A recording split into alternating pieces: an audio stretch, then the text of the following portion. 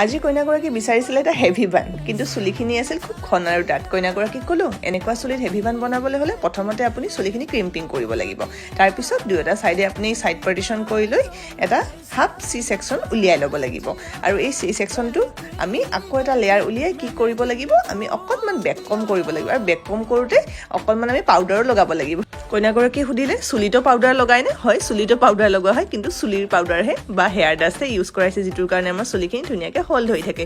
আৰু এতিয়া এটা কাৰ্লিং মেচিন ইউজ কৰি গোটেই চুলিখিনি কাৰ্ল কৰা হৈছে।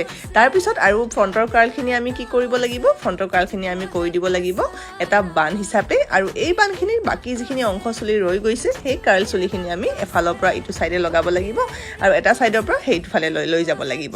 তো একেবাৰে সহজ নহয়নে বাৰু? এতিয়া ভাবিলোঁ বানটোতো দেখিবলৈ খুব ধুনীয়া লাগিছে, কিন্তু ইয়াক ধুনীয়া কৰিবলৈ কি ব্যৱহাৰ কৰা হয়?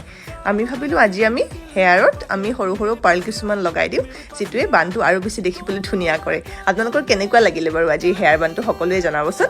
কইনাগৰাকী বিচৰা মতে দি দিয়া হ'ল। আপোনালোকৰো যদি এনেকুৱা হেভি হেয়াৰ আহে, তেতিয়াহ'লে আপোনালোকে এনেকুৱা ধৰণে হেভি বান এটা বনাই দিব পাৰিব, হেভি মেচি বান। আৰু কইনাগৰাকী চাওক শেষত আপোনালোকে জনাব আৰু ফ'ল' কৰিব আগলৈকে যদি চাব